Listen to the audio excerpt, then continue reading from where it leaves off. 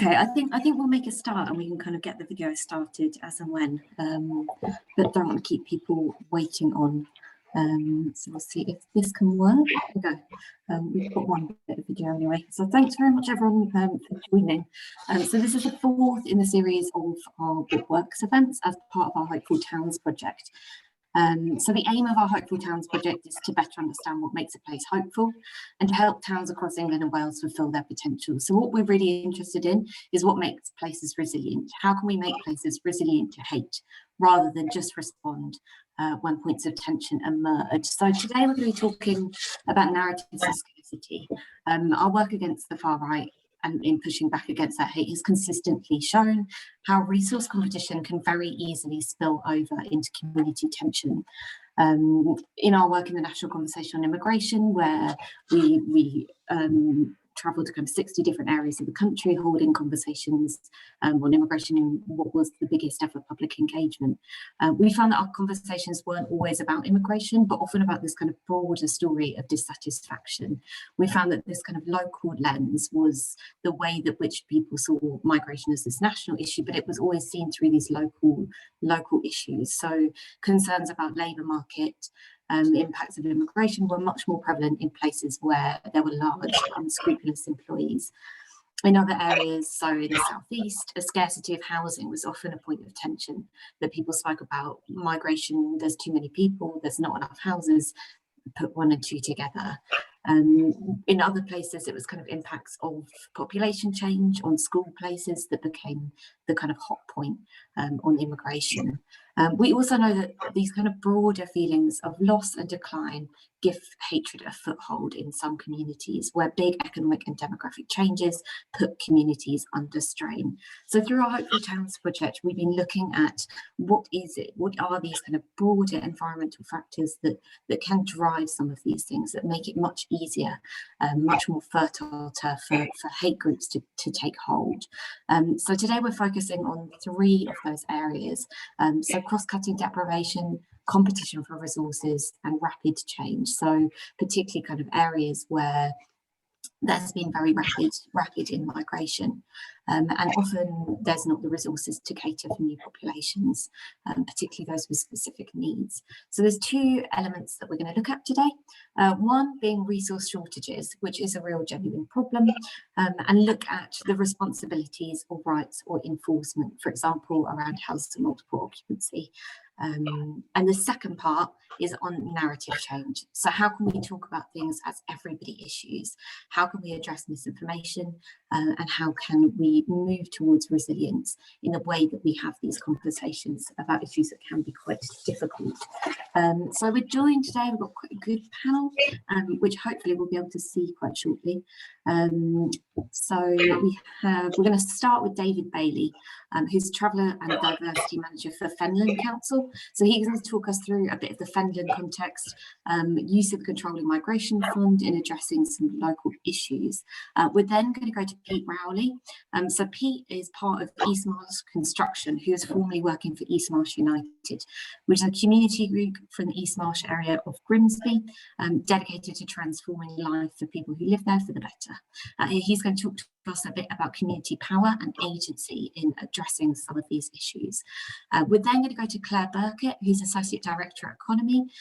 Economy are a campaign to reclaim what economics is really about, so making economics available and applicable to people, making economics telling the story of it through the lives we lead, the choices we make, and talks about it in terms of understandable economics. So how can understandable economics help us challenge some of these things?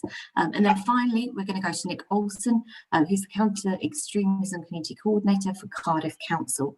And he's going to be talking to us in particular about Cardiff's Roomerless Cities project, which focuses on the development of local anti-rumour strategies to address misconceptions and stereotypes concerning migrant and minority groups.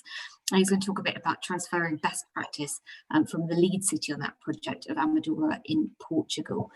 So hopefully we're going to be able to go to David, who seems to have dropped off. So we're going to have to switch it up a little bit and start with Pete, I think.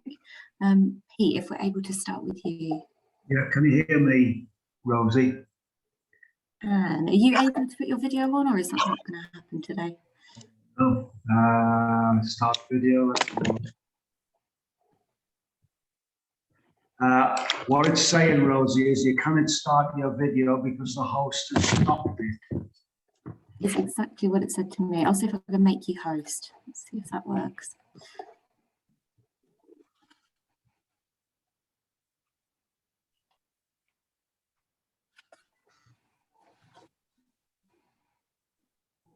Do you want me to just carry on as an audio presentation?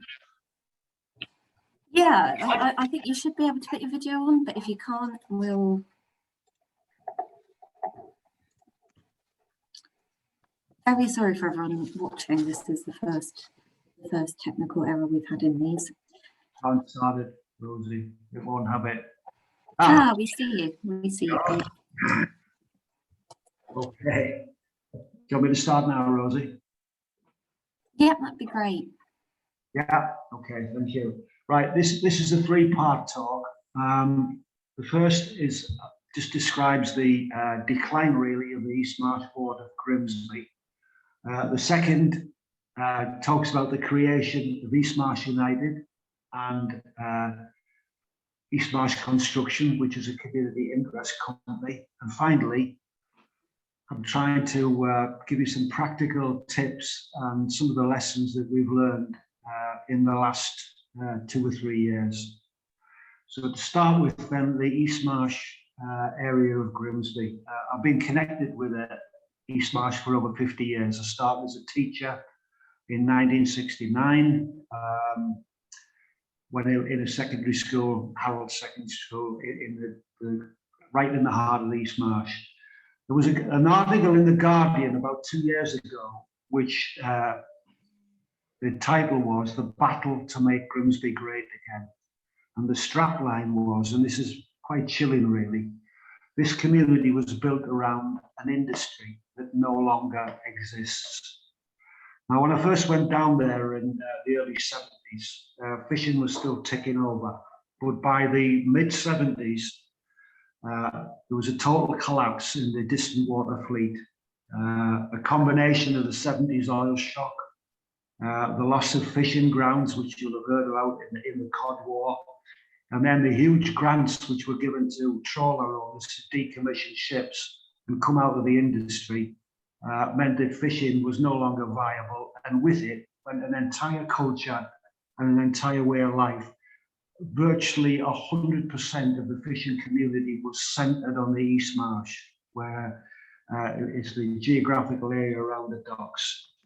There was no plan or any kind of support. You couldn't even say it was managed decline.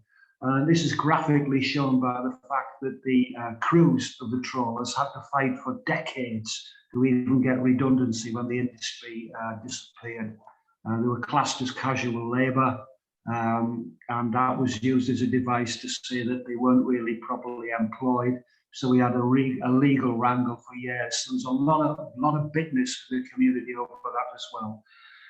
The result really was that a very solid, respectable, obviously nearly 100% white working class community, which prided itself on physical resilience and the ability to work very, very hard.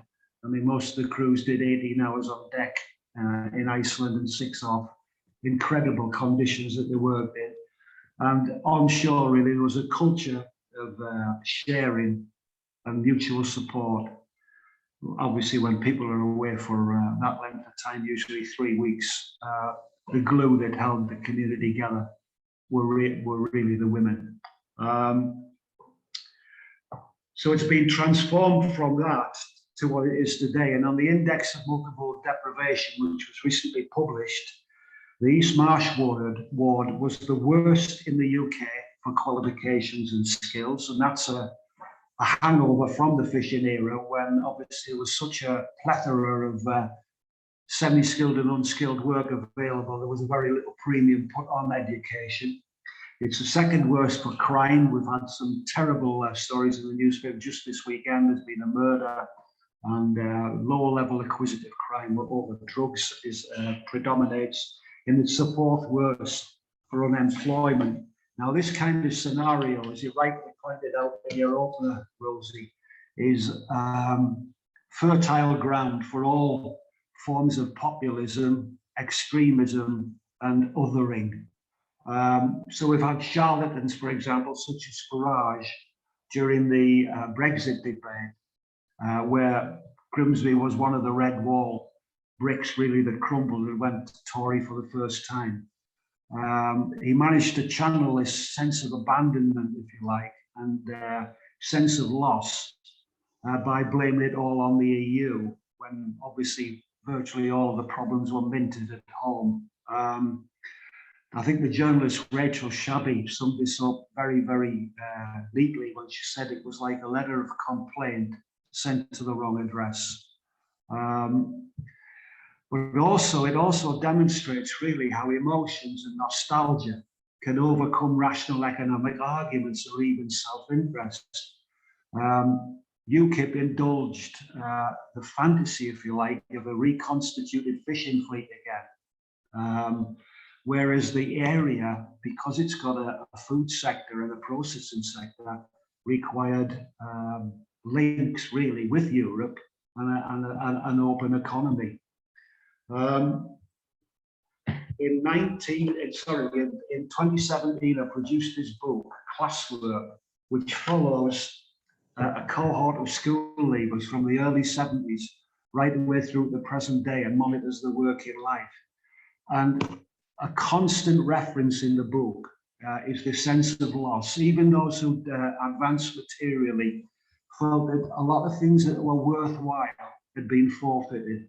And phrases like a strong community and we looked out for each other were constantly referenced in the book. And I think this has contributed to many of the stances really that have been taken politically in the area recently.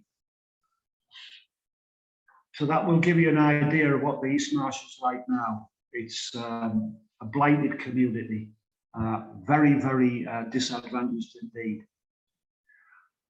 In the summer of 2017, I'm moving on to the second part now. In the summer of 2017, there was a complete breakdown of public order on the East Marsh. There were people on roofs throwing slates around. Many of the houses which are boarded up were set on fire. Drug dealing was happening quite openly on street corners. County lines gangs moved in. There was a police crackdown, which obviously nullified things in the short term. But out of this, a residents group was formed. And the rationale basically was, there's nobody coming here to help us. We need to do it for ourselves. And that was the formation. In 2017, of East Marsh United. It's not a football team, it's a residents group. And what they originally did was what they called a cleaning and greening strategy. And they looked at our chair, Billy Designs, a very charismatic figure, well read. And he quoted to them the broken window theory, which I think some people may be familiar with, but basically very quickly, they put a car in the Bronx and left it, and it was basically trashed within about 24 hours. They did the same thing in Palo Alto, which is a fairly affluent suburb in California. And nothing happened to it for a few days, and then they deliberately dented part of the bodywork, and in 24 hours it was stripped. And what the broken window theory basically suggests is that when you get broken windows and graffiti and litter and street furniture, it leads to a spiral and a tailspin of decline. And it just gives the message that nobody cares. Nobody's looking after the area. Nobody loves it. So that's what they originally tried to do, was to just try and improve the environment by going around and cleaning and greening, as they called it.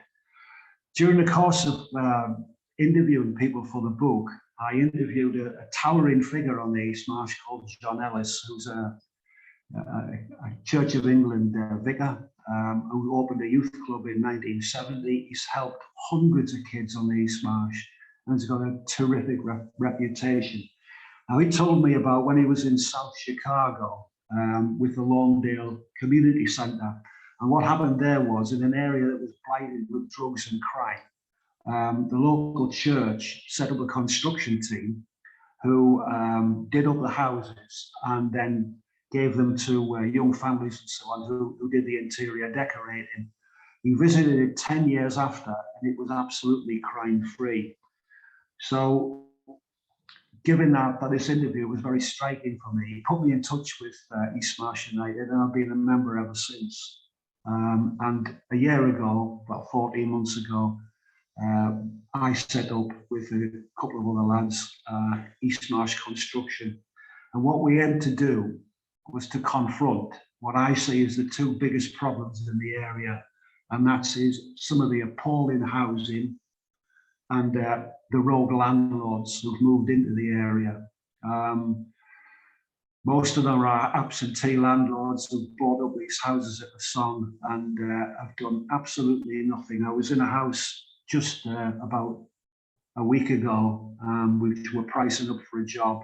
There were 6 children in there, 5 under 5. The father of the house was on nights. We actually went in where he was asleep and took photographs. There was water running down the walls, absolutely riddled with damp. So that's a kind of situation a lot of people find themselves in. And the other one was a lack of skilled, well-paid, reliable employment.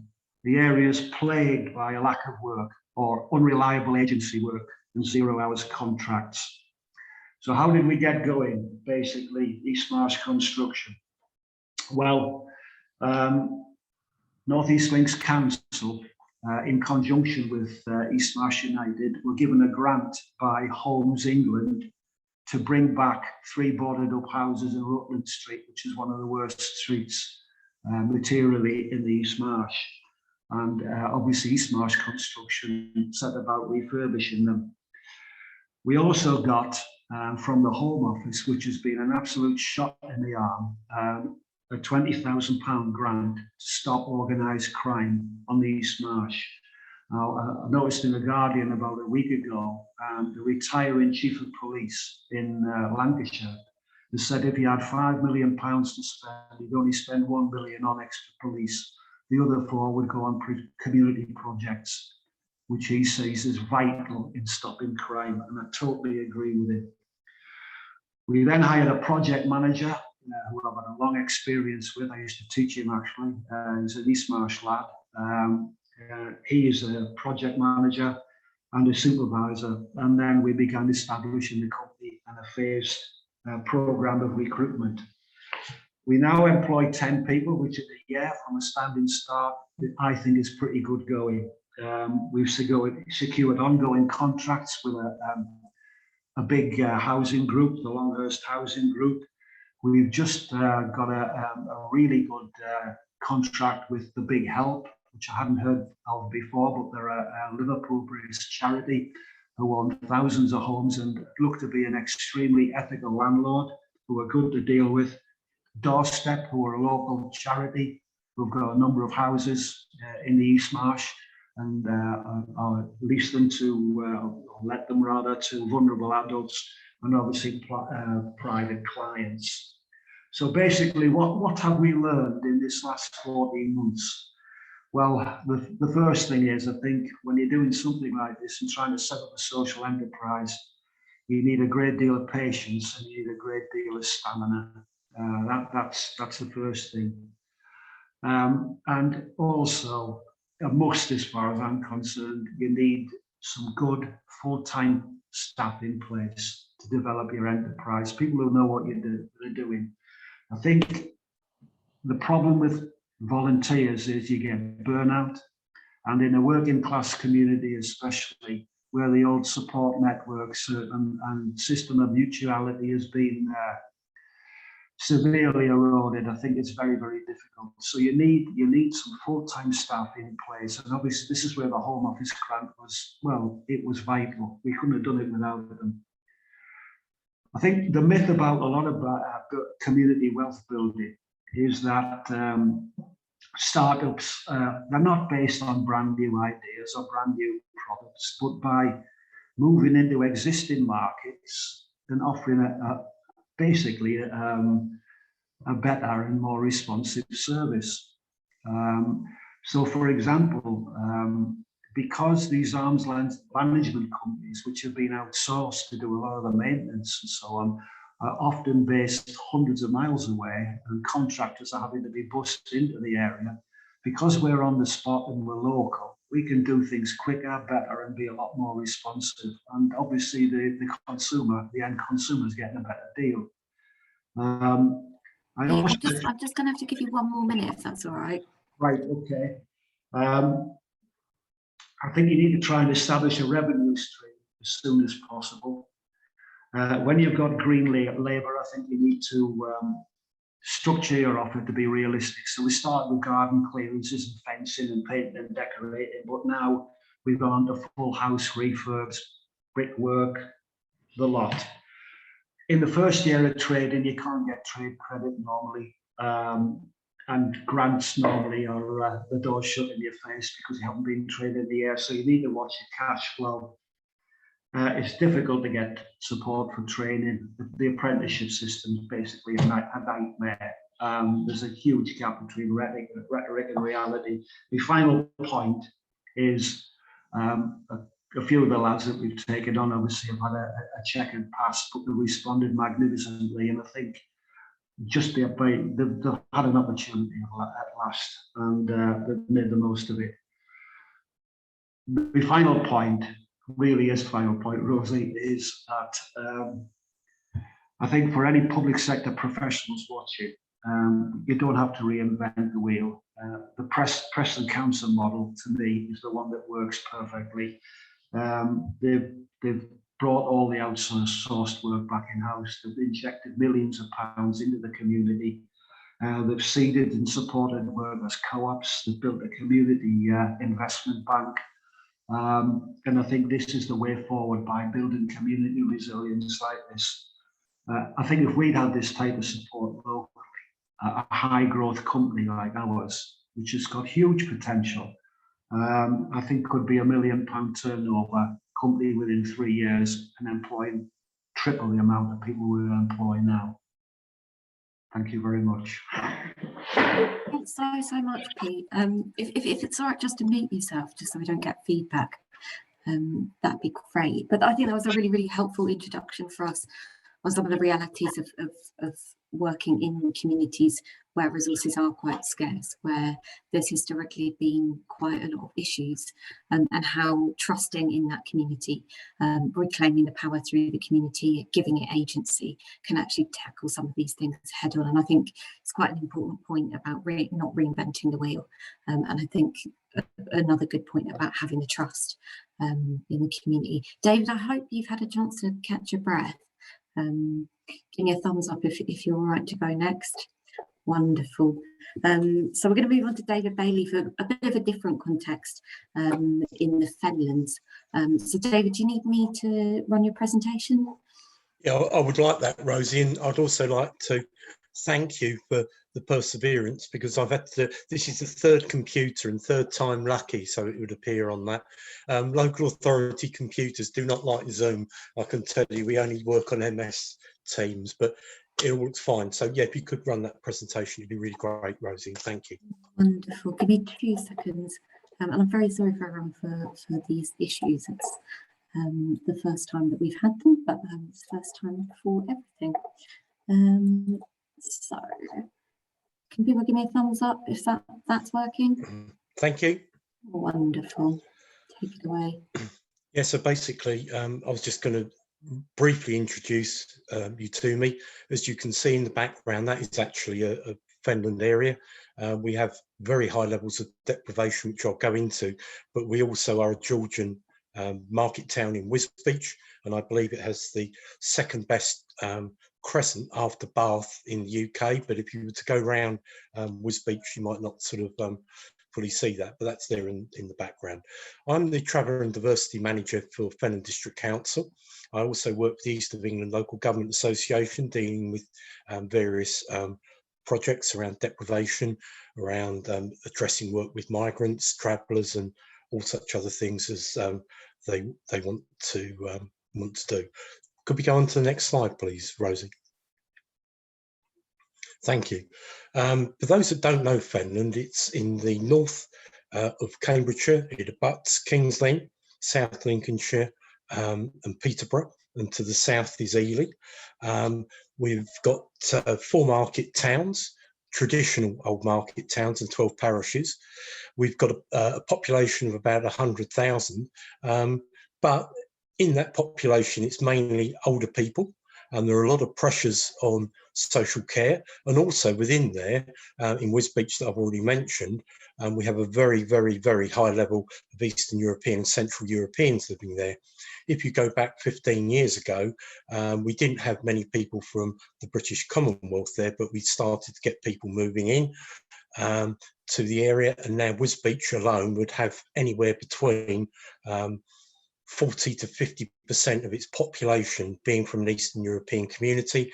And when we actually went to the Brexit vote, 73% of those that were eligible to vote voted for Brexit.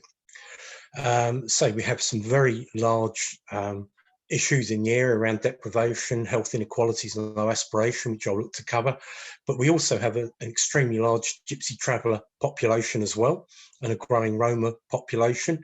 If you look in Cambridgeshire, Cambridgeshire has the highest Gypsy traveller population in the UK, and within that, South Cambridgeshire and Fenland have the highest numbers of people. As I say, it has seen some really good times in Georgian times. However, different things went into sort of decline due to things of that nature. We've seen a number of people come in because there's some very competitive house prices there, which have absolutely fueled the potential for houses of multiple occupation. And we have some really, really large numbers of those. And it's also given a lot of people casual and semi-skilled opportunities. And I think that one of the reasons that we've seen very large numbers of Eastern Europeans coming into the area is the same way as we saw a lot of Gypsy travellers, because they can go together, work on these type of opportunities without having phenomenal communication skills, and they can stay together as a group. Rosie, could you please do the next slide? Thank you. Looking at the Fenland challenges, this is deprivation in Fenland. If you look at the county, the top 10 wards in Cambridgeshire for deprivation, 8 out of those 10 are all in Fenland. We have a number of people that are in there, very low aspirations, very low skill levels. Lots of work has been done on that, and I'll try and cover that as we go on. Rosie, if you wouldn't mind, the next slide. That's just to give you some clarification of the deprivation in Cambridgeshire, and as you can see, there's sort of 2 areas which have got the high level. So yeah, if you could just go on to the next slide, please, Rosie. Yeah, so we've touched on the fact that we have lower than average skill things, and education attainment has not been very high. One of the things that we have done is that we've worked very hard with local schools, and we've turned one school round from being in special measures to being marked as good 2 years ago, and that has really done a lot of fantastic things within the community to get people to actually believe in themselves and believe in their community. And we've done that with the Western Trust, and they're really, really happy with that and really good. We've got, as I say, some of the highest Cambridge awards which have Eastern Europeans. 5 local schools in Wisbech itself have a proportion of Eastern Europeans well in excess of these figures. I will put those down there, but those figures have certainly increased, and we're probably seeing nearer 60–70% in some schools, but certainly others are ranging from a minimum of 20%. We've come across a lot of issues with Eastern Europeans in relation to local employment agencies, or as they were previously known as gangmasters. There's been a lot of work that's had to go on around those, and also in houses multiple occupation around exploitation, and there's been various task force there, including arrests and prosecutions. One of the things that we are seeing is obviously some challenges in these HMOs during COVID, and we've had to do a lot of work on that, and the same as we've had to do with the gypsy traveller population. But again, I mention that because this has increased community tensions in the local area, not only in Wisbech, in the other market towns, because some of the people still think we're living in a world that was 30 years ago and would look to blame anybody, which they can do. That occurs very sadly, and there's a number of things around street drinking which are reported in the local community, which just happens to be fueling up further tensions. But I think with a number of the people, they don't realise that a lot of the Eastern Europeans are shift workers. They're not actually just going out drinking all hours of the day. They might be having a drink when they've finished their shift, which might happen to be 9 o'clock in the morning, or it might be that in the house of multiple occupation that they live in, they're only allowed in there for certain hours during the day, and therefore they've got nowhere else to actually go and have a drink. Rosie, if you wouldn't mind the next slide. Thank you. So some of our general cohesion issues are very much around, as I've mentioned, sleep drinking. We've had a lot of rough sleeping in the area. Language barriers are certainly there, and we will come on to all these things. And a lot of people just really living parallel lives. We have communities within communities, whether it be the traveller community, whether it be Eastern European communities, and of course, they're not homogenous communities. So if we're seeing a number of Lithuanians, Romanians, Bulgarians, Latvians, which we have, and many more, they will tend to stick together as a group. And there's obviously been some issues previously between these people in other countries, or between the countries, and these things will come forward. So those are the things that are there, and they're very evident. You know, we've got a house of multi-occupation, you might have 6 cars parked outside it and 5 times the amount of general litter, and people coming in at different times of the day, and people will be reporting this all the time. But some of the other things that probably are not so visible is the modern day slavery issue. There's been a lot of work on that. We actually worked with Professor Gary Craig and one of our community groups to bring forward a national confidence on that. Because again, you know, we think we need to do stuff to make that aware and share that learning. A lot of the local people have been unable to rent properties, not because the property prices were exceptionally high years ago, but now if somebody's gone in and they've got a property and they can rent off every room, including the garden shed, and get money in from it, the people that actually own that are really looking to maximise the amount of income they can get in. Total lack of integration, because we're saying a lot of people are living these parallel lives, being exploited, and again leading to community tensions, and certainly fueling a lot of racist, sexist and other attitudes. Rosie, if you could be kind enough. So obviously we've got to look at potential solutions, and we've been working towards this and will continue to work towards it. So one of the things that we did probably a good few years ago now is we formed the Fenland Diverse Communities Forum, and that's made up from 30 different parties, whether it be in the statutory sector, community, voluntary and faith sectors, and we all work together looking to identify the issues, who the best partner is that can do that, and how we can concentrate our work and avoid duplication on that type of thing. We have an action plan which is totally owned by the partners, and we look to take that forward. But also within that, we know that not everybody can just deliver that without assistance. So what we do is we actively go out and we will look to get community grants and government grants to support that. Probably over the last 4 years, we've probably brought in well in excess of £3 or £4 million to support that. And it's also given some of those voluntary groups long sustainability in some of the work that we're doing.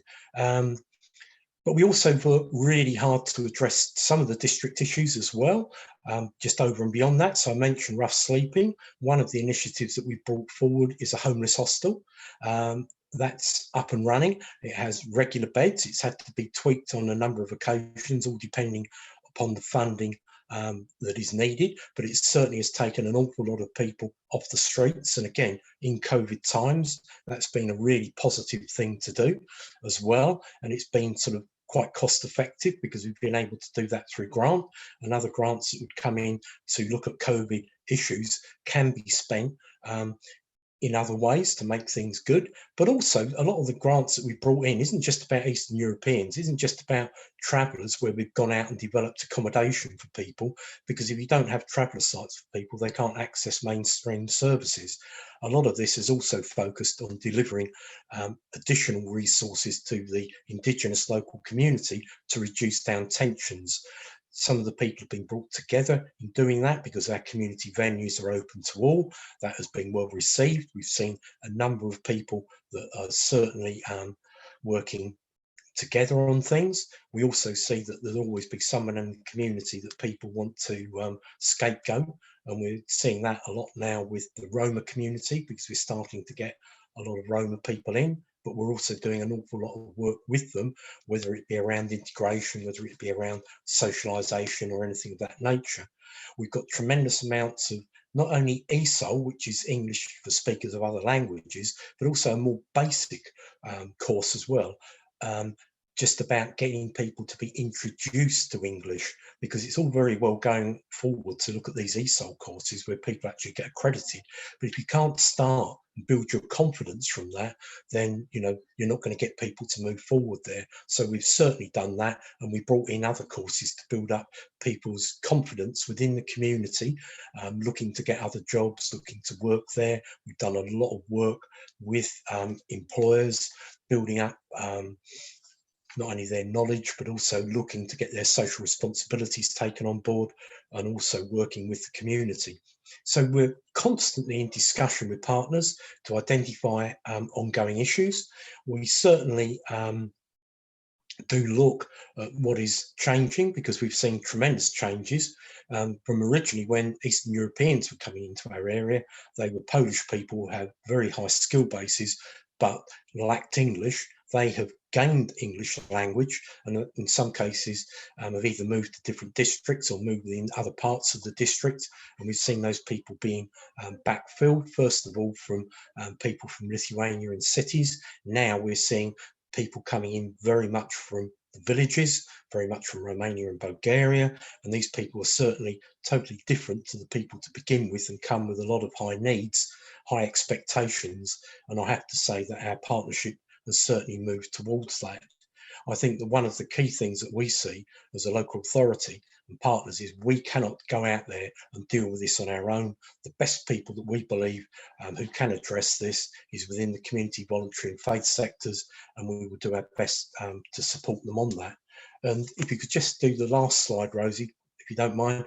There's the crescent, because I mentioned the crescent earlier on, so it would be very remiss of me not to bring that up.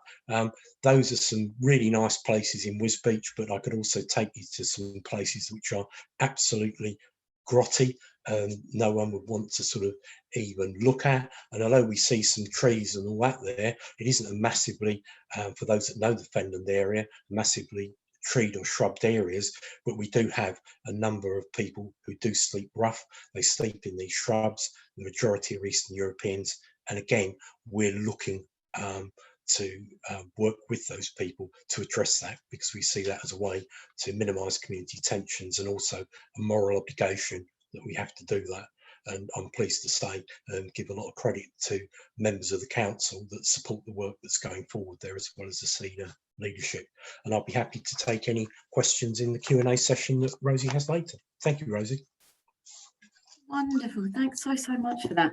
I think these are two very different communities quite clearly, and I think not only in terms of kind of demographic makeup, Grimsby being an East Marsh, especially being predominantly kind of white British area, Fens being an area that has diversified very, very quickly. But I think there's some clear themes coming through on the power to transform and community belief and aspiration from both of you so far.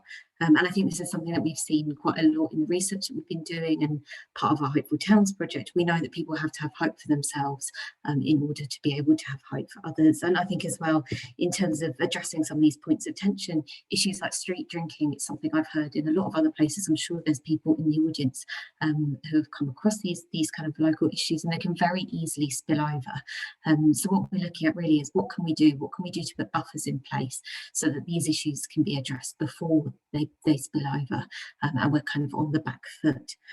So thanks so much. And I think in terms of kind of ongoing conversations, please do keep engaging in the Q&A in the chat box. The whole point of this network is to connect people facing similar situations and work together on some of these solutions. So we're also open to suggestions for kind of future points that we can talk about as a network and build on. So I'm going to move on now to Claire, who's going to give us a slightly different perspective. So Claire's from economy and is going to talk to us a bit about what they do in making economics more understandable. And I hope Claire can give us some kind of insights into how we talk about some of these things as everybody issues, and try and kind of move the debate away from us and them when we talk about resource competition. So over to you, Claire. Brilliant. Thanks, Rosie. Can you hear me? Fantastic.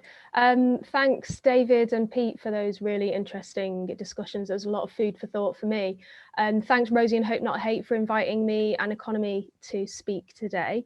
As Rosie mentioned, I'm from a small charity called Economy, and our aim is to make economics understandable to everyone and empower everyone to get involved in economic decision making.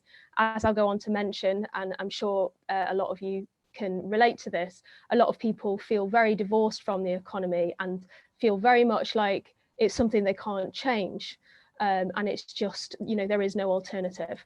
So we want to kind of dispel that idea, but also make economics understandable to people, make information available. We actually found that only 12% of people feel that the media and politicians talk about the economy in a way that's understandable. So it's very, very low figure, and it can lead to all sorts of problems, as many of which have already been mentioned and we'll look at now.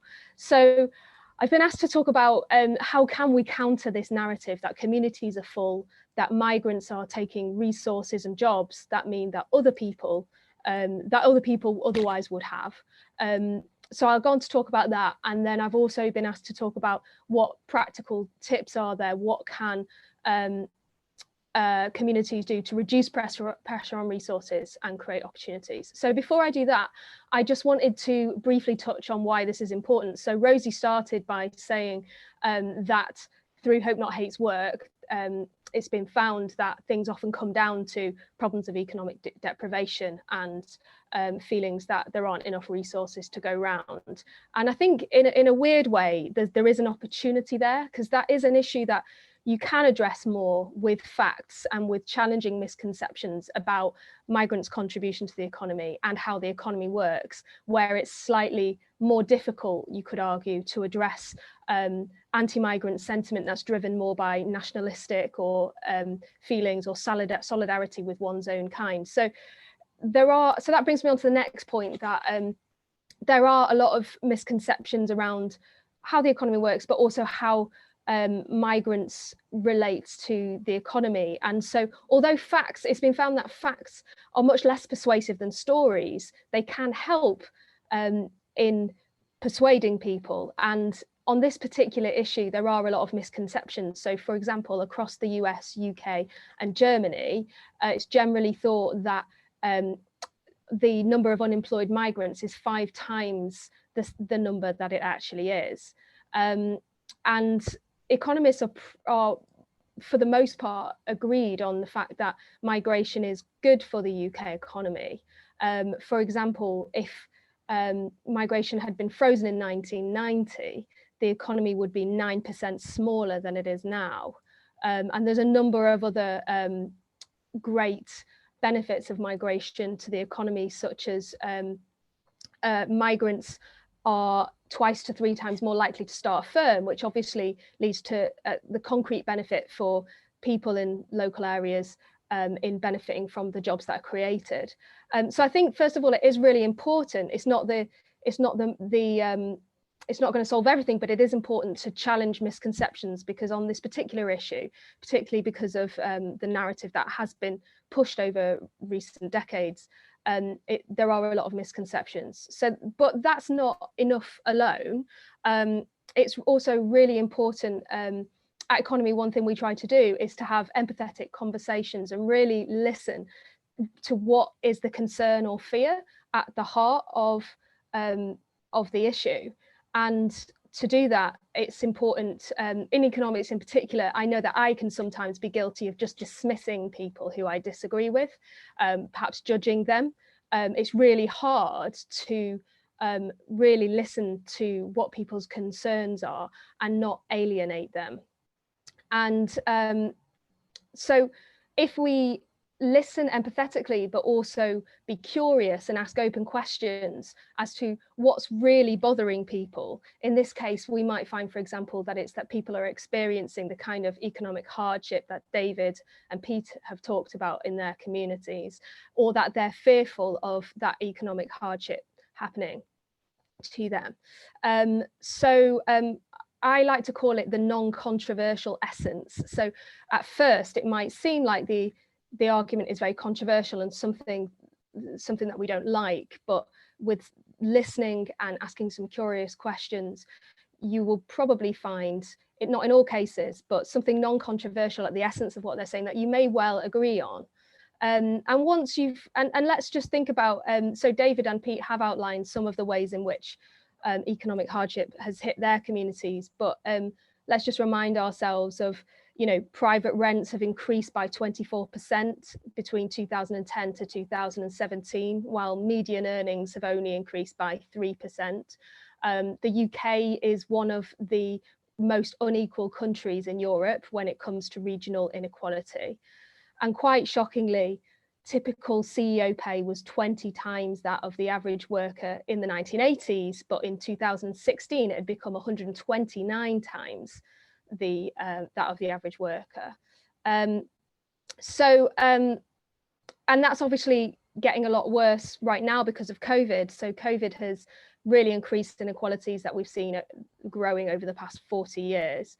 And that's affecting certain groups much more than others, such as young people, people from ethnic minorities. So I've explained, I do think it's important, first of all, to you know, reframe how migrants are seen to relate to the economy from a negative understanding to a positive one, but it's also really important to engage with the root concern that's driving people's feelings. And that economic hardship is real, and it's really important to validate that. But equally important, we need to make those really concrete links between people's economic hardship and economic reforms that have happened over recent years. So, for example, one would be, you know, starting with Thatcher in the 70s and 80s, there's been, for example, there's been market liberalization and privatization and a real massive change to the economy that has really had a massive effect, particularly on people with low incomes. Let's not forget there was an increase in VAT, which hits the poorest hardest, whilst reducing income tax rates. Amongst many other things, such as a weakening in the power of trade union bargaining power. So all of these broader policy reforms have really hit the poorest hardest and only been exacerbated by austerity over the past 10 years. Local housing allowance was reduced and capped from 2011. Pupils have suffered an 8% cut to funding in schools. And again, the negative impacts of austerity have disproportionately been felt by the poorest. So it's really important to reframe why these economic hardships are happening and make concrete links between what can seem like very abstract concepts, but such as austerity and the change in the economy around the 70s and 80s. What makes it hard to make this argument is obviously migrants are more visible in communities. They are less abstract and complex than things like austerity. It's more convenient to blame migrants. And there is also a sense of disempowerment, like I mentioned at the beginning, in our work, through our workshops, even going into schools. when we're talking to even sixth form students, there's a feeling that, like Margaret Thatcher said a lot, there is no alternative. The economy is the way that it is, and we can't change it. And another really important reason that makes it hard to make this argument is that there is a sense that the economy is a fixed pot, that if you give jobs to some people, that means there's less jobs for others. If you give resources to some people, there's less for others. And this has been this narrative has been peddled as austerity has rolled out. When government has talked about affordability, that we can't afford pay rises for NHS, for example, it's based on the idea that there is a fixed amount of money. So it's really important that we challenge this narrative, that that's the case, because the government isn't like a household. The government can actually print its own money. It can borrow at low interest rates. It can increase taxes. Compared to similar countries, the UK actually brings in a lot less in taxes.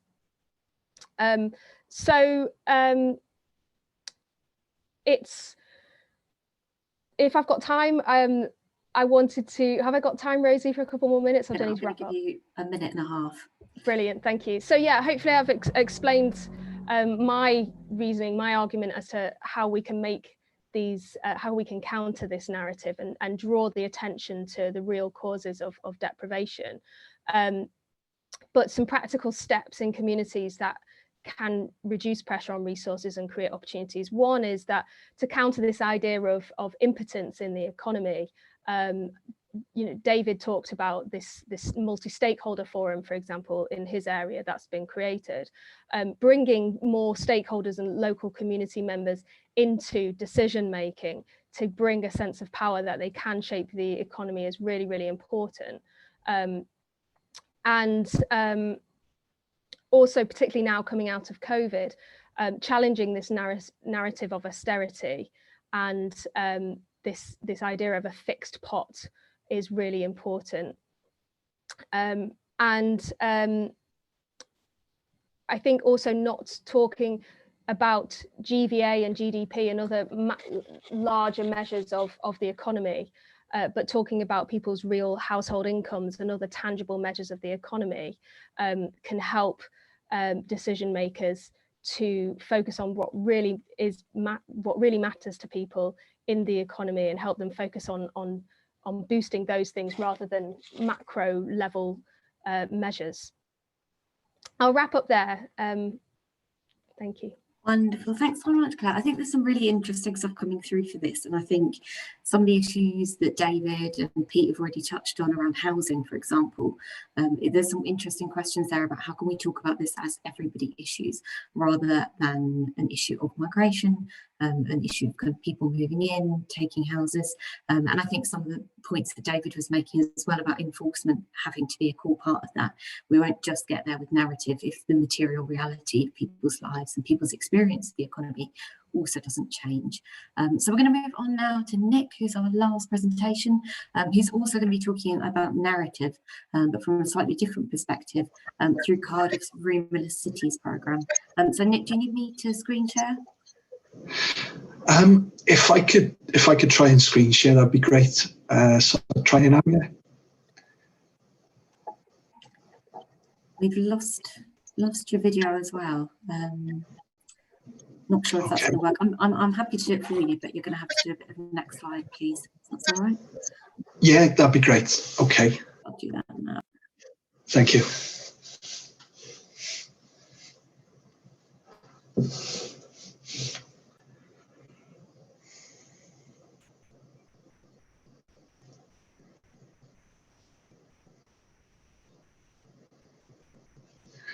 Lovely, thank you very much. So can you hear me okay?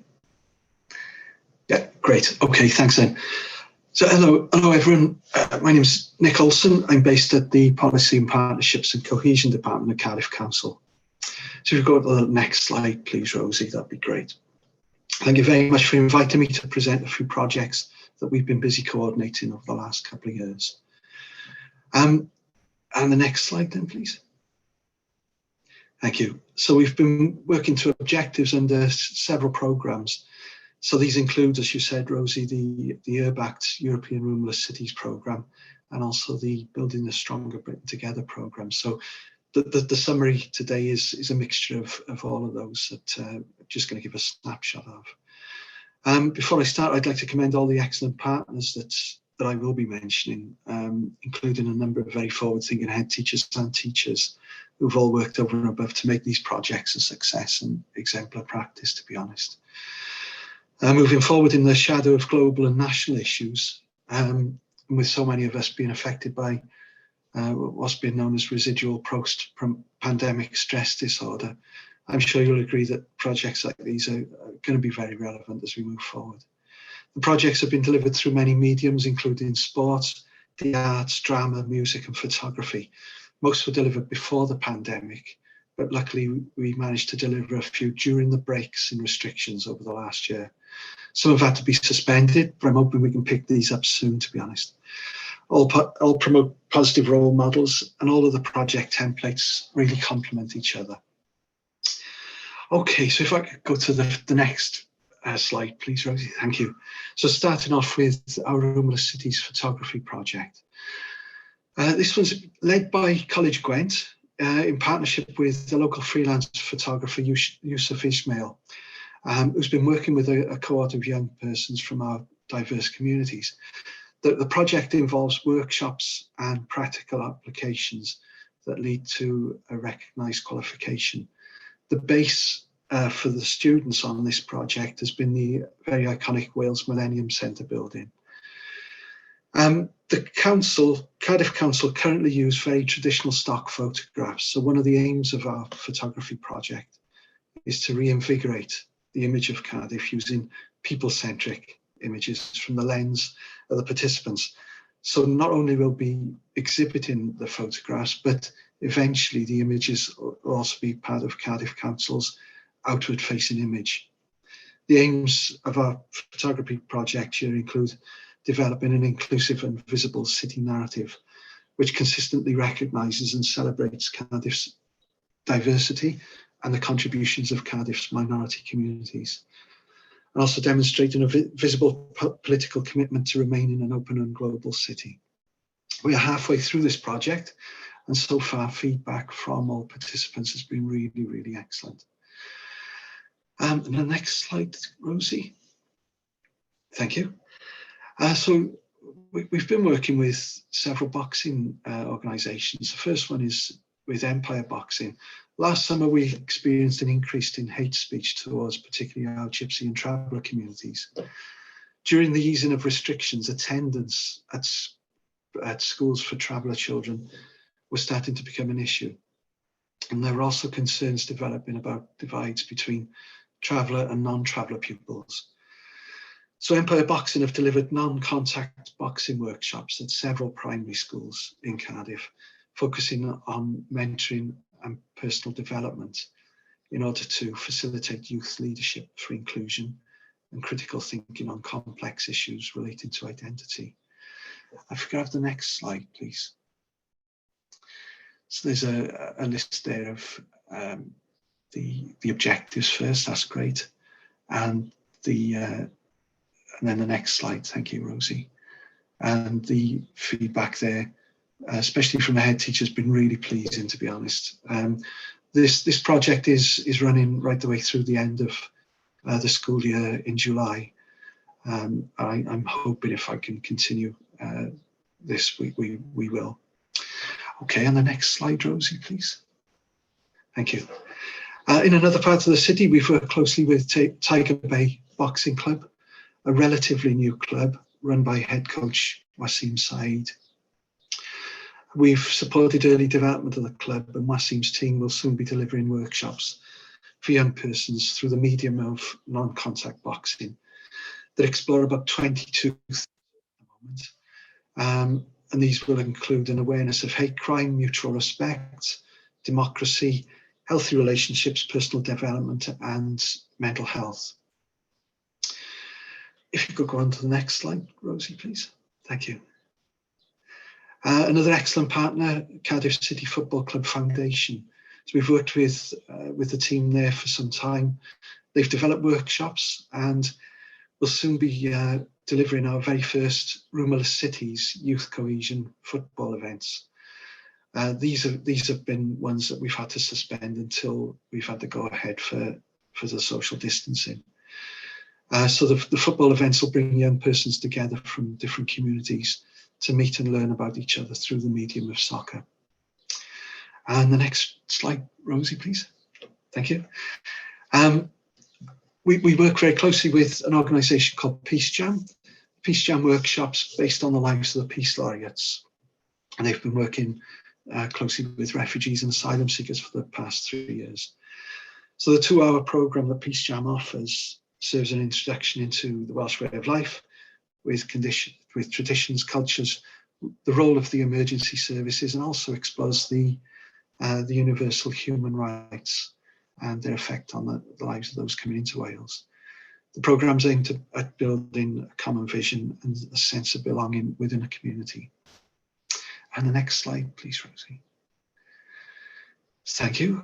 So based on some sound academic studies, to assist to build strong networks between different communities, our Young Community Ambassadors for Shared Values project provided pupils with opportunities to link with another school located in a very different community. So with the aim of promoting shared values, including democracy, rule of law, individual liberty, mutual respect, tolerance, equality, identity, diversity, and an enhanced sense of wider community. If anyone noticed that most of those shared values are included within the current definition of extremism. So that's why we focused on these, to actually broaden and enhance children's knowledge in relation to all of these things. So the project started with pen pal exchanges, outlining likes and dislikes and their surroundings, including their community. So yes, good old-fashioned pen and paper and the art of letter writing. By the way, a highlight for all the children in the early stages was actually receiving letters from their pen pals. Really was well received. The next stage then was all the pen pals met at different venues where they got to know each other and built up external friendship groups through participating in workshops covering a host of subject areas. So if you could possibly put the next slide on, please. Thank you. So these are a sample of the meetup locations that we did, and partners there facilitated the workshops. So on the screen there, we've got Cardiff City Stadium, where the children really experienced that wow factor of a tour of the stadium with their pen pals. And then physical activity workshops around positive teamwork, how rules within sport relate to democracy and law. The photo just under that then is a visit where the pen pals attended the Welsh Government Senedd building, where they learned all about democracy and also met several assembly members as well. There's a photograph there with the Wales National Swalec Cricket Stadium. Again, a real wow factor tour of the stadium, where pen pals participate in workshops through the medium of cricket this time, exploring positive teamwork, a sense of belonging and justice. And the other photograph there shows one of the walking history tours with the local historian Brian Osborne, who's from Cardiff Bay Tours, exploring the rich history of Cardiff Docklands, and also taking in the history of migration. Oops. Am I still there, Rosie? Yeah, okay, sorry, I lost you for a minute. Sorry, it's my broadband, sorry. You're back just a few more minutes, please. Sure, okay, just wrapping up now. So, yeah, so the walking history tours were all around linking the Bay Area with the industrial links in the other areas where the children are from. Other workshops included drama workshops based on the work of Roald Dahl at the Wales Millennium Centre. And we also commissioned Dean Richards, a talented singer-songwriter, and some schools took part in writing and producing a music video about their experiences, which was made into a DVD. The next one then, Rosie. Okay, so this image is from an event where all parents met each other, where they attended to celebrate the conclusion of the project, and the children then performed their song entitled Undivided Unity. And the next slide. Okay, if you just scroll down to, yeah, that's great. So this is a snapshot of just the social objectives that were met during each of the visits. Additional to these were a myriad of educational curriculum objectives that were also met, such as a heightened awareness of history, literature, PE, geography, and drama, to name but a few. Overall, the school projects have assisted in building a common vision and sense of belonging within the community, and also build a resilience against harmful narratives. Additionally, essential critical thinking skills were enhanced through the meaningful contact with their peers and workshop activities. And finally, on the next slide, thank you. I've put some feedback at different stages. So the first lot of feedback there is from the children, getting some excellent feedback. And the next slide then, Rosie. And this is from the teachers and teaching staff. Again, really great feedback during the project.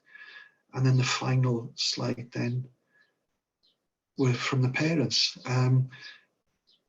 The most common comment I received from parents was that participation in the projects resulted in their children's confidence increasing massively, which I was absolutely delighted to hear, to be honest.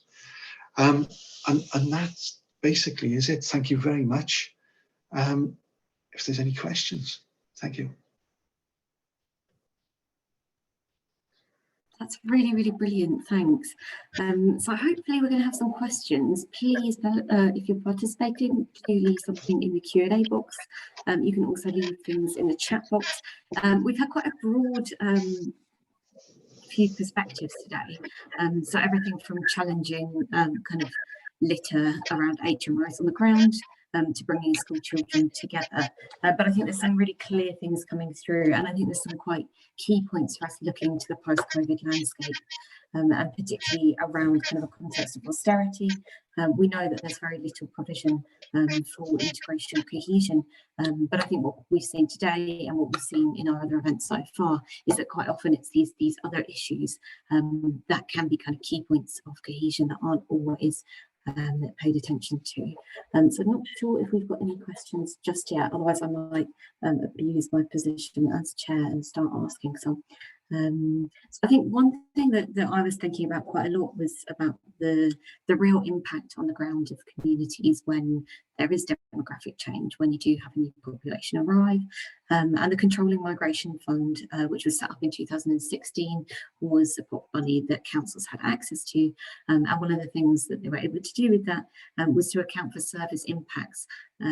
So there was about £100 million in that pot, but that ended in 2020. So I'm just going to ask a question to David about, I mean, for particularly local authority people in the audience, I mean, what has been the fallout of that? Are there alternatives that councils could be looking at? And I think from a Fenland's perspective, kind of what did you learn from that fund? Wow, some questions there. Well, firstly, Fenland actively used the Controlling Migration Fund, and I believe that we accessed more grants than any other authority in the country.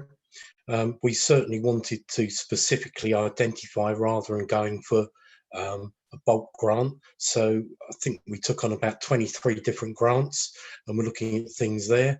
Obviously, we use that to bring forward a number of things that we've already mentioned, whether it be the pastoral aspects, whether it be the implementation of a number of things, but we also used some stuff and worked with people to do some research to find out where our community was going to, so we could look to do that to draw down additional funding in the future. And one of the things that we are, and I don't know, there might be other people from other local authorities on here, through the Community Champions programme that is now around, which is looking to work with people in COVID times to build up cohesion. Again, the money that I drew down from that has gone directly into the third sector, so they are working on that.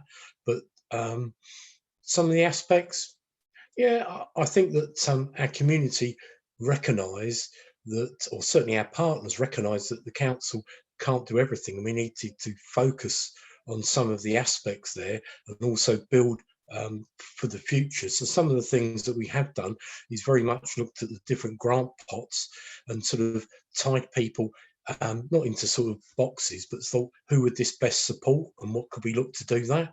And again, through our forum, getting people to work together, we've been able to identify who is the best partner to deliver on that, and then get the support behind that to go down and show that it isn't UDI, it's people working together, and draw down money for them. So we have continued to maintain and get grants after the Controlling Migration Fund ended, and we're hoping to be in the next wave of the integration fund, which the CMF are doing.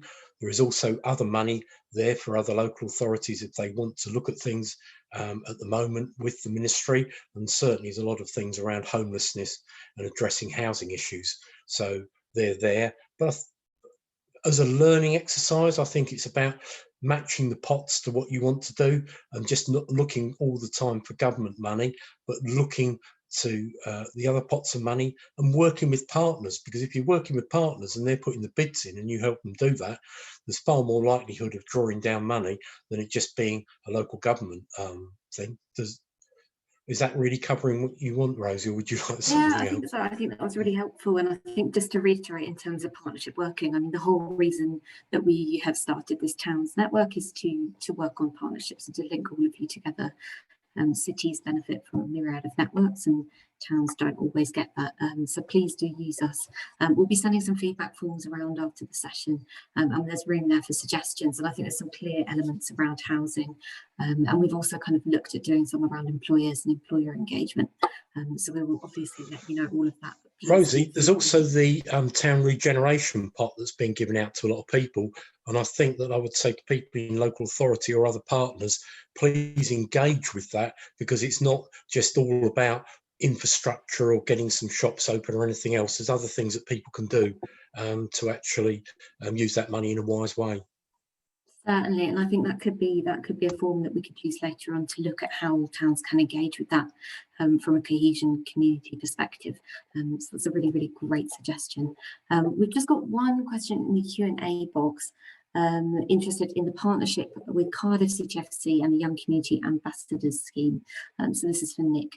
Do you think there's potential for local football clubs to use their broad reach and presence to bring communities together? So I'm just going to use this as another shameless plug for a report we produced as part of this project on football clubs. So I'll leave that in the chat.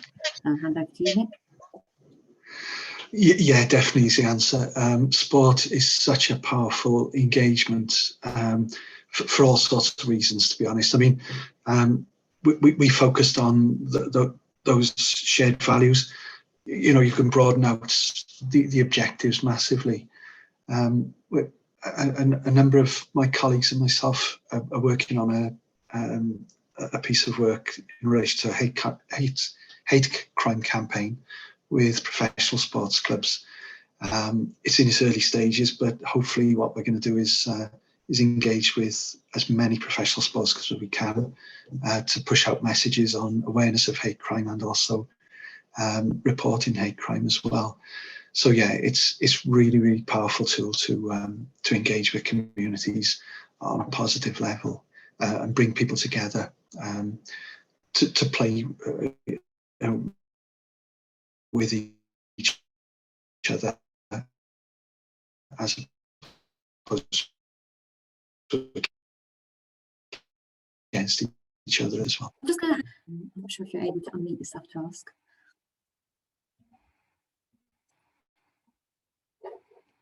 Maybe I have to do it. Sorry about this. Okay, not sure if that's going to work. I think I had a question about COVID for the whole panel. But I think we've talked a lot today about kind of empowerment, community power. Clearly, COVID sets back a lot of things. It throws up new challenges, but it also does throw up some opportunities, particularly around kind of mutual aid groups, and communities have really kind of responded to this. They've come together. How do you think that some of those things could be used in terms of kind of building resilience after the pandemic? So I'm going to leave that one open. Maybe Pete, you could start. Sorry, you're going to have to unmute yourself. Sorry. We were furloughed, obviously, for quite a while, but I know East Marsh United and other community groups really turned to, and certainly in getting food out in the East Marsh and food banks. John Ellis has run a food soup kitchen historically for a long time now, staffed by volunteers, completely free to anyone who wants to go in, and that was massively expanded. I think actually, in a perverse way, it did bring a lot of people together, and neighbours started talking and mutual help and support. I think perversely, it did have quite a big impact on community cohesion, certainly in the East Marsh and in other parts of Grimsby as well, to be fair. Yeah. Brilliant, thanks. Claire?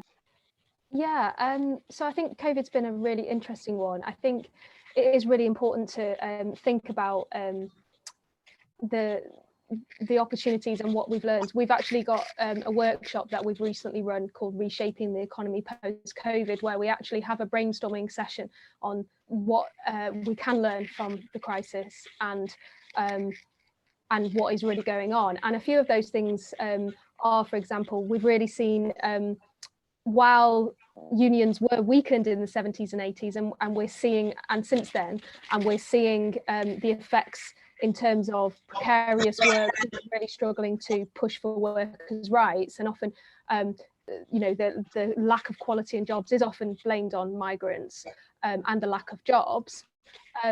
We've suddenly seen a massive surge in union membership, so that's a really great thing, and unions have had some massive wins, such as teaching unions won the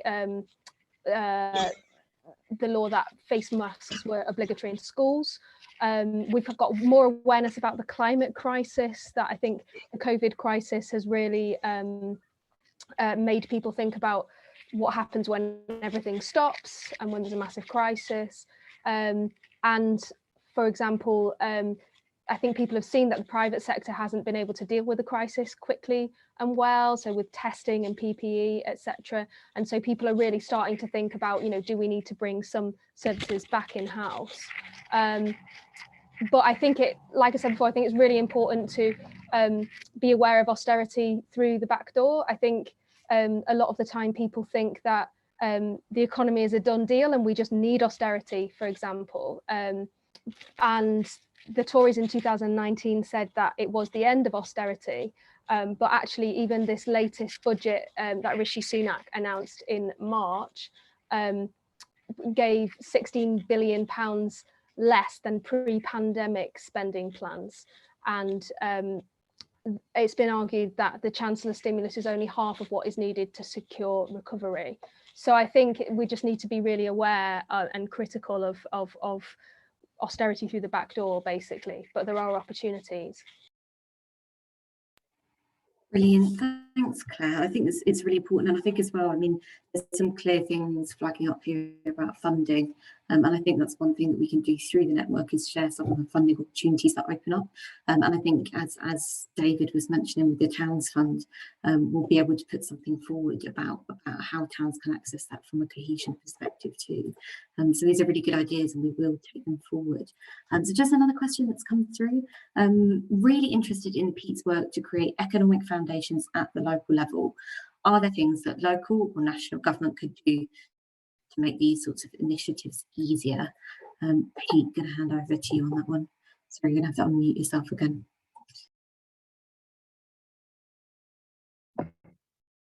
One of the big problems with any startup is obviously you've got no hinterland.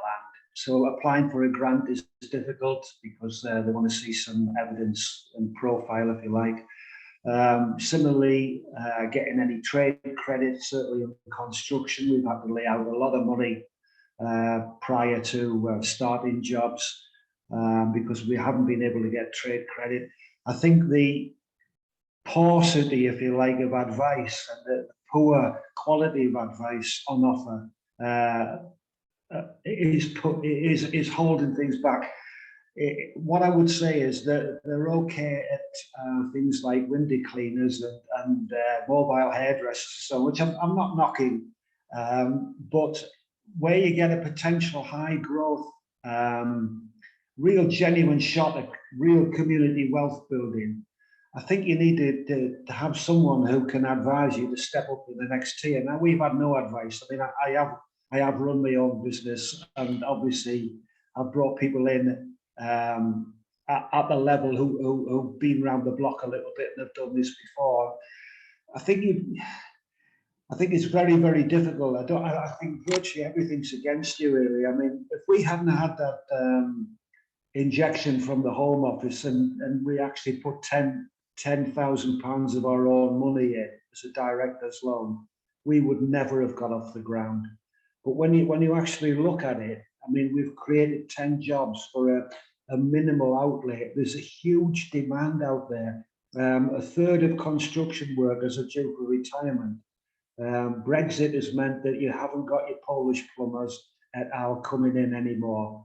And unfortunately, the FE colleges, because of the decline in apprenticeships and the way employers have been very, very badly put off the apprenticeship system by the bureaucracy, the difficulty in accessing training grants, you can't get your hands on them. Really, you can't. We were rejected. We wanted 8 apprenticeships. We couldn't get any funding at all. And so what's happening basically now is that FE colleges are basically warehousing young people. They're doing full-time diploma courses. They're coming out at the other end. They've got no site experience and they are unemployable. And this seems to be just going right under the radar. I think my answer would be there needs to be a community wealth building bank that, provided you make a good business case, you know, you should be able to access funding, and it can't be for 1 year. You need a good shot, 2-3 years, and it's revenue funding that you need. You need funding for wages to get people in place, and obviously, whilst people are learning and being trained and mentored, they're not exactly the most productive. So you need that little bit of a cushion till they come through. But there's no doubt about it. It's been a real eye opener for me. The way we've been able to expand. We haven't missed a day's work. Bad weather or nothing. We've had plenty of work coming in. The lads have responded magnificently in this opportunity. They've come on in leaps and bounds. We're getting loads of accolades for the quality of our work as well. And I just think it's such a waste. You know, you've got all this poor housing, you've got people unemployed, and it just needs that kind of spark and someone with a little bit of go about them to transform the situation. I know it's a bit of a long-winded reply, but I think local councils as well, you know, they talk about building from the bottom up and all the rest of it, but for years and years it's been command and control, and it's very difficult for them to get out of this. And as obviously Claire has made the point, austerity's meant that they haven't got the cash anymore. You know, the resources just aren't there. And until this kind of logjam is broken up, it's going to be very difficult, I think, for people to replicate what we've done, really. As I say, if we hadn't had that initial help from the Home Office, there's no chance we could have got this off the ground. And it's a pitiful amount of money, really, in the scheme of things, 20 grand. It's nothing, you know. I'll end there. Thanks. I mean, I think there's some things that echo from our last session, particularly around apprenticeships and opening up opportunities to young people. So in our last session, we had a couple of groups who'd managed to get apprenticeship places in creative industries, which have really helped young people in the area, and that had a ripple effect. So that's something that the network could certainly look at as well. So we'll make sure that we kind of get all of this across to all of you. So not sure if there's any last questions. We've got about 3 minutes left on the clock. Otherwise, I'll just do a bit of a kind of wrap up and summary and tell you kind of where we're going next with this. So thanks so much to all of you for your engagement on this, and thanks to all the panelists for your contributions. It's been quite a wide-ranging conversation, but I think there's certainly some things to take forward. I think particularly around kind of community power and rebuilding from there, and kind of trust in the residents as well, I think has been a really key point to take forward. I think when we're talking about resilience, that is clearly a place where it has to start. There's clearly some very big challenges ahead after kind of the pandemic and the impact that that's going to have, and particularly for local authorities. So I think areas of funding is certainly something that we'll have to look into and try and figure out, but clearly that doesn't resolve all of it. And I think some of the things that Pete's been saying as well about kind of how you build that wealth from the community is certainly something we can take forward. And then I think as well there's some points on these things which are everybody issues. It's housing, it's schools, it's jobs, it's things that everybody experiences in their everyday life. And I know there's some quite interesting work being done in the US on how you can talk about those things and work on those things in areas where there have been pressures because of demographic change and immigration. So we'll be able to share some of those things with you as well. I think it'd be really helpful if we could get any resources that the panelists have as well. I know Economy have got a lot, Claire, so I'll follow up with you on those and make sure we share those around the network. But otherwise, we'll be sending out a feedback form today just to get your feedback on this session and what the network would like to see moving forward. We'll also share the recording and a learning note, so that can be shared with anyone else that you think should be involved. And do encourage people to sign up for this. We really want this to be open to all towns. This is a place for you and for us to kind of build forward in making our towns more resilient. So thanks so much for your time, and I'm very sorry for any technical errors, but thank you very much for your patience. So we'll be in touch. Thanks so much. All right, bye. Thank you.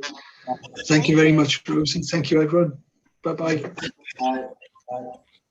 Bye-bye. Bye.